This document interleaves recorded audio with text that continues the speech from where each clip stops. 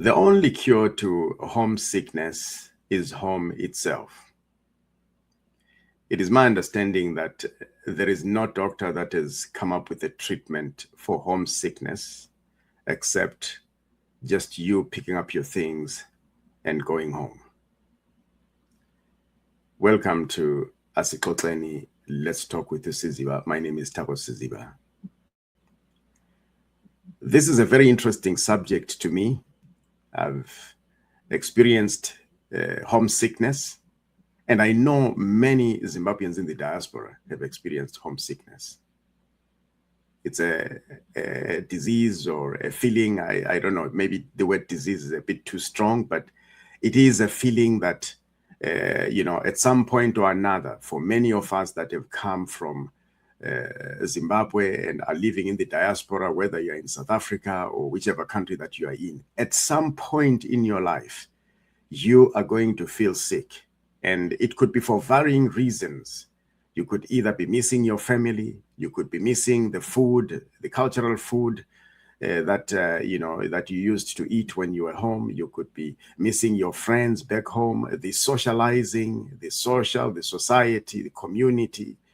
Like, there are so many things Zimbabwean. You could be missing the weather itself. There are so many things Zimbabwean that could cause you to feel distress, to feel, the stress or the anxiety, whichever way you look at it, when you are living outside Zimbabwe or in the diaspora. I've spoken to so many people from our country that are living in the diaspora. And every time I ask, about this issue of being homesick, the most common answer that I get is that, Siziba, I wish the day that I landed or the day that I arrived in this country, whichever country they would be in, I wanted to return back home. So this tells me that there are so many of us that are living in the diaspora, whether in comfort or in discomfort, but still with the wish that they could be back home. In other words, regardless of how we have been able to establish ourselves in the diaspora, it does not take away the feeling of a right that has been taken away from us, which is the right of being at home. And I'm not talking here about, somebody that has just decided to disown their entire heritage purposefully. I'm talking about the great majority of Zimbabweans in the diaspora who have left our country for various reasons that otherwise could fall under the description of beyond one's control. It could have been either economic reasons or it could be asylum. Either of those reasons were pressure enough for one to feel that they just have to leave and go and find survival elsewhere. As a result, many Zimbabweans are outside, some in South Africa, millions in South Africa, and millions again spread across different countries around the world. Canada, the United States, the United Kingdom, and so on. And I've read researches as well that have indicated on this subject of homesickness, how it affects our people.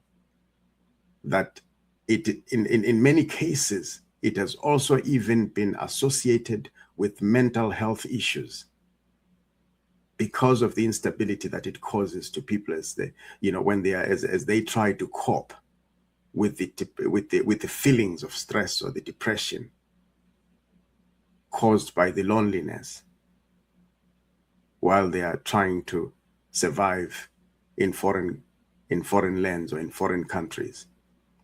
I'll tell you a story about my own experience with this issue of homesickness. It's several decades ago, and I was, living in South Africa for a bit of a while.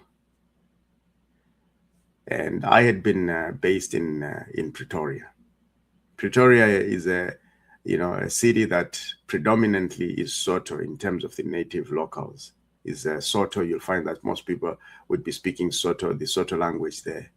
So when I arrived in Pretoria, I really didn't know the language, is Soto. So the alternative I had in order to converse with the locals was really English. And you know how South Africans, I don't know about now, but during those days, they really frowned on somebody that was African, that spoke to them in English. They would ask you, what kind of an African are you? Why are you speaking to me in English? Speak in my language.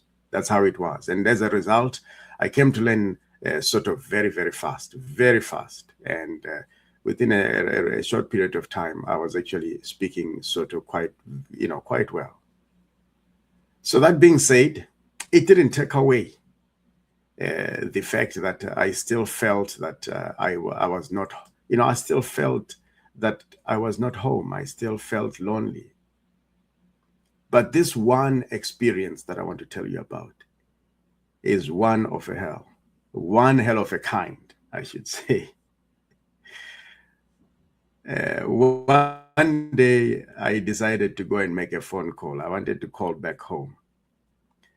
And, I didn't have the luxury of using a cell phone to make my phone call. Remember those days, kwakula lawana, a public booth, where you would put a coin, whether it's 1 rand or 2 rand, you'd put a coin and make your phone call and so on. So yeah, and I went to the local phone booth one afternoon to make a phone call back home. And when I got to the phone booth, there was a lineup. It was about lunch hour. There was a lineup.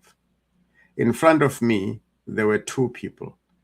In fact, there were 3 people. 2 were 2 guys that were going together, and the other one was one person that was already making a phone call. So I was just behind these 2 sets of people.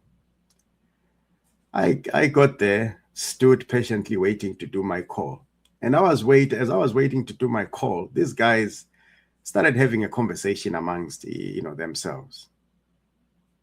Remember, this was in South Africa. The only language that I was being exposed to was either Soto or English. And I had no one from Zimbabwe, from any ethnicity whatsoever, Zimbabwean, that I had come to know or that I had come to interact with in Pretoria, South Africa. So these were just about to be the first 2 guys that I had seen or that I would see or hear from Zimbabwe in months. These guys started talking in Shona, and they were having their, nice conversation, going at it, enjoying themselves. I couldn't really hear much of what they were talking about. That wasn't my interest really. But what I felt that day when I listened to these guys talk is something that I always tell my friend, and I say, I'll never forget the feeling of this, of that day and how that situation unraveled, in me. As I continue to listen to these guys speak, I remember the excitement that grew inside me. The excitement, it was as though I had gone back I was back in Zimbabwe. I literally moved myself closer to these guys, and I don't think they even noticed what was going on around them. I found myself taking a couple of steps closer to them, just to get closer to Zimbabwe, just to get closer to home, if you understand what I mean. I remember listening to these guys. I was listening to music. It was like when they left, I think for several weeks after that, the impact of having met those people from home was so huge to me, even without me interacting with them. that even today I'm telling you this story, because it was one of the most significant moments of my experience or encounter with something called homesickness. These guys made my day, and they probably made several months of mine beyond that day, because I felt human. I felt that I was alive, and I felt an identity. I felt that, yes, okay, we are still alive. I'm still alive, okay, so I'm not really like as alien as I feel, we still exist. The only person that will understand me is somebody that has been in the diaspora and felt lonely.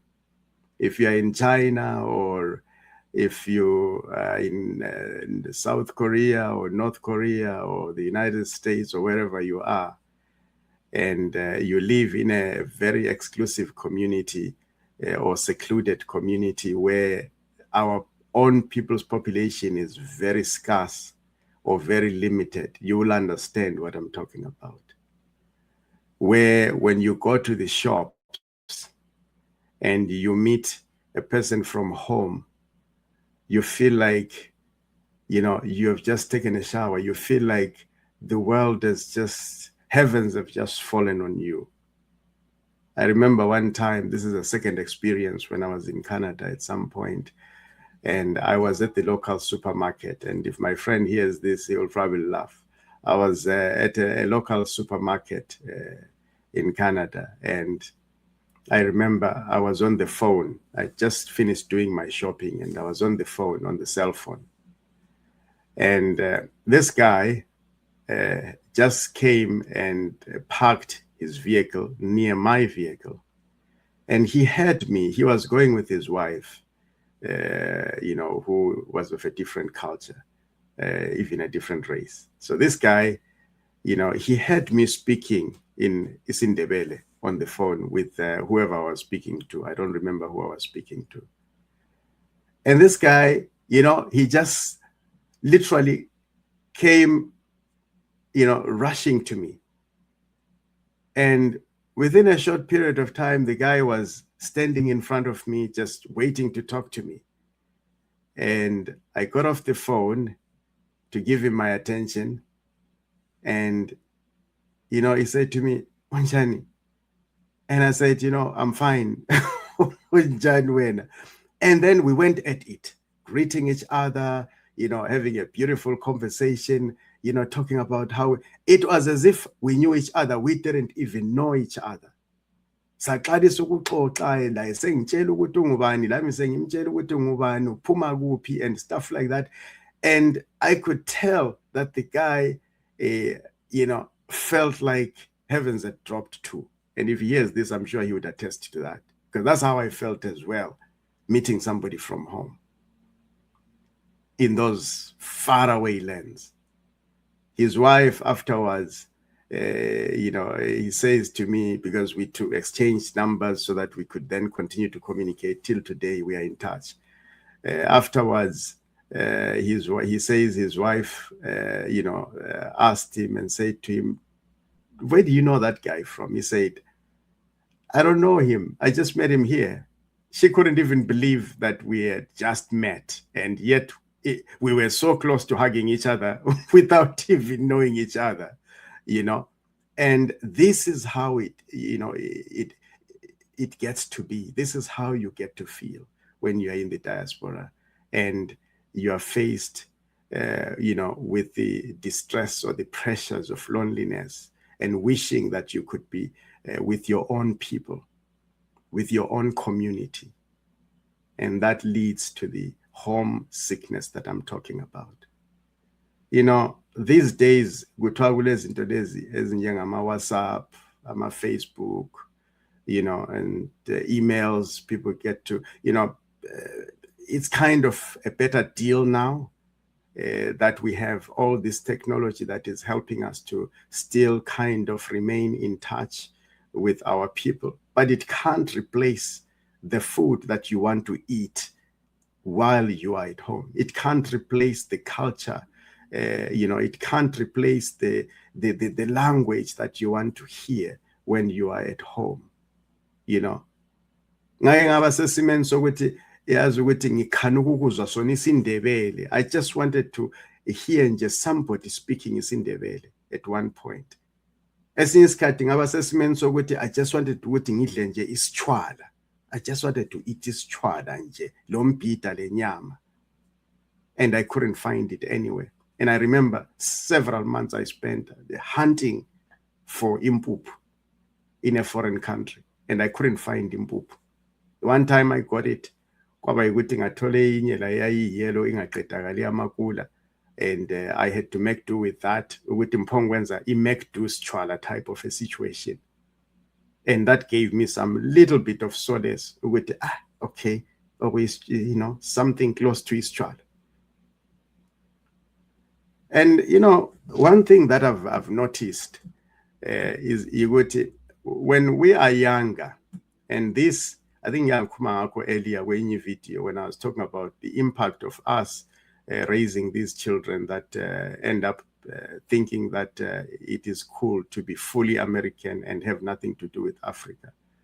When we grow up, or as we grow older, we do begin to want to connect. And my experience, and people will correct me through the comment section, has been that as I grow older myself, and I've noticed that even with my friends that I've grown older with over the years that we have known each other, I get more and more homesick or connected to home.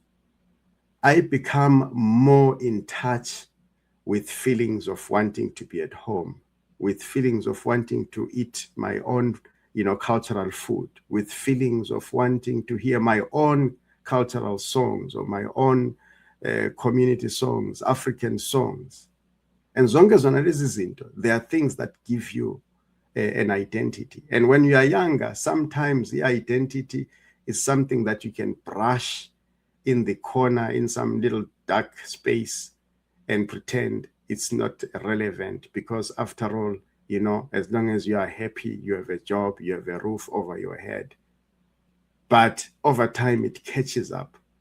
And it catches up with so many people as they grow older, and they want to identify and relate back to their roots or to the roots of their ancestors. So kulapho engibona ukuthi kugcina kungena khona i-homesickness. And for those of us that have never lost connection with Africa, with Zimbabwe, with our home, with our relatives, just being away from them for the shortest period of time or for the longest period of time, whichever it is, it comes with those repercussions or with those consequences or with those side effects ezihambisana lobuhlungu besizungu esigcina sisiba yikho khona lokho kuthiwa ngumkhuhlane okukhumbula ekhaya, i-homesickness. Guys, please hit those comments. I would love to know what you think about what I've been discussing or talking about here today. Please share your comments with me. Hit the likes button. Let's grow this channel. I'd love actually to get to 400 subscribers by the end of the month. I would love share the channel with your friends. Let people come on board. Let's go on those comment sections and put your ideas of what other topics you want us to talk about on this channel. And let's discuss more on the comment section so that we can educate each other more, we can comfort each other more, we can inform each other more. And also I get to learn a lot from you as well. Thank you very much for visiting the channel.